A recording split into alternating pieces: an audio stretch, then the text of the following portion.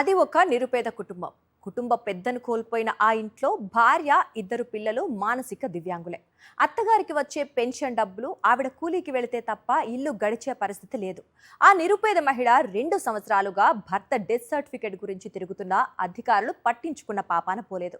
ఆమెకు అవసరమైన death certificate ఇచ్చేందుకు మీనమేషాలు లెక్కబెడుతున్నారంటే అధికారుల తీరు ఏ విధంగా ఉందనేది స్పష్టంగా అర్థమవుతోంది. ముందు వెనుక ఎవరూ లేరు. కష్టం వస్తే ఆదుకునే నాదుడు లేడు. వితంతు పెన్షన్కు ఆస్కారం లేదు. ఆ మానసిక వికరాంగురాలి దీనగాథపై సాక్షి ప్రత్యేక కథనం. ఏలూరు జిల్లా కొయ్యలగూడెం మండలం దిప్పకాయలపాడుకు చెందిన సైదులు మునీషా భర్త లాలు 2024లో పురుగుల మందు తాగి మరణించాడు. అయితే మునీషా మానసిక దివ్యాంగురాలు. ఆమెకు ఒక పాప, ఒక బాబు సంతానం. వారిద్దరికీ కూడా మునీషా లాగానే ఏమీ తెలియని అమాయకత్వం. ఎవరైనా ఏదైనా చెప్తే వినటం తప్ప దానికి బదులు ఎలా ఇవ్వాలనే విషయం కూడా వారికి తెలీదు. లాలు అమ్మ ఇమాంబి, మునీషా తన 2 పిల్లలు దిప్పకాయలపాడులో తాటాకు ఇంట్లో జీవిస్తున్నారు. అయితే 2 నెలల క్రితం ఆ ఇల్లు కూడా ప్రమాదంలో తగలబడిపోవటంతో పక్కనే ఉన్న మరో ఇంట్లో తలదాచుకుంటున్నారు. మునీషా అత్తగారు ఇమాంబికి వచ్చే పెన్షన్తో పాటు ఆమె కూలి పనులు చేసి తీసుకువచ్చే డబ్బుతోనే నలుగురు జీవించాలి.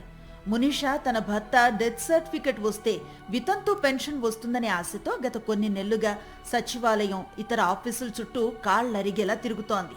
గత వైఎస్ఆర్సీపీ ప్రభుత్వంలో కేవలం వారం వ్యవధిలోనే ఎవరైనా చనిపోతే డెత్ సర్టిఫికెట్ వారింటికే తీసుకువెళ్లి ఇచ్చేవారు.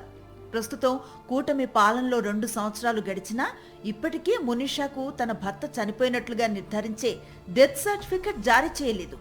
సర్టిఫికెట్ ఎప్పుడు ఇస్తారని అధికారులను అడిగితే వస్తుందని చెప్తున్నారే తప్ప ఎవ్వరూ పట్టించుకోవటం లేదని ఆవేదన వ్యక్తం చేసింది. మా ఆయన సర్టిఫికేట్ రాలేదండి. చాలా తిరిగానండి. తిరిగి కాళ్ళు లాగనియండి. తిరగలేకపోయానండి. మా ఆయన కోసం చాలా సేపు తిరిగానండి పెన్షన్ కోసం. ఇంకా వస్తాయి అన్నారు. ఇంకా లేదండి. పెన్షన్ రాలేదండి. రాయలేదండి. వస్తాయి అన్నారు కాసేపు, రానని కాసేపు అంటున్నారండి. ఎవరో పట్టించుకుంటలేదండి. కాళ్లరిగేలా తిరిగినా డెత్ సర్టిఫికెట్ రాలేదని, తిరిగి అలసిపోయారని అమాయకత్వంగానే చెప్తుంది తప్ప ఎవరి మీద కోపం లేదు. అలాంటి మానసిక వికలాంగరాలి పట్ల అధికారులు ప్రవర్తిస్తున్న తీరుపై స్థానికులు సైతం ఆగ్రహాన్ని వ్యక్తం చేస్తున్నారు. అంతేకాక ఇటీవల 2 నెలల క్రితం వారు నివసిస్తున్న తాటాకు ఇళ్లు మంటల్లో కాలి బూడిదైంది. మొండి గోడలు తప్ప ఏమీ మిగల్లేదు. అగ్ని ప్రమాదం జరిగిన రోజున అధికారులు వచ్చి కాగితాల మీద రాసుకు వెళ్లారే తప్ప ఇంతవరకు తమకేమీ న్యాయం చేయలేదని మునీషా అత్త ఇమాంబి చెప్తోంది. తమ కోడలికి డెత్ సర్టిఫికెట్ వస్తే పెన్షన్ వచ్చి తమ కుటుంబానికి కొంచెం ఆసరాగా ఉంటుందని, ఏళ్లు గడిచినా ఇప్పటికీ డెత్ సర్టిఫికెట్ ఇవ్వటం లేదని వాపోతున్నారు.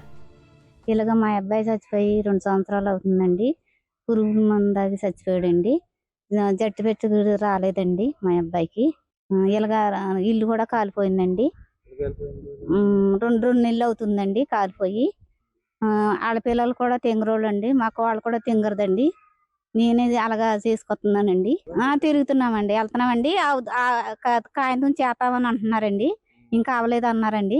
వెళ్తున్నారండి, తిరుగుతున్నారండి. 2 సంవత్సరాలు అవుతుందండి. కూటమి ప్రభుత్వంలో పేదల పట్ల వ్యవహరిస్తున్న అమానుష తీరు ఈ ఘటనతో అందరికీ అర్థమవుతుంది.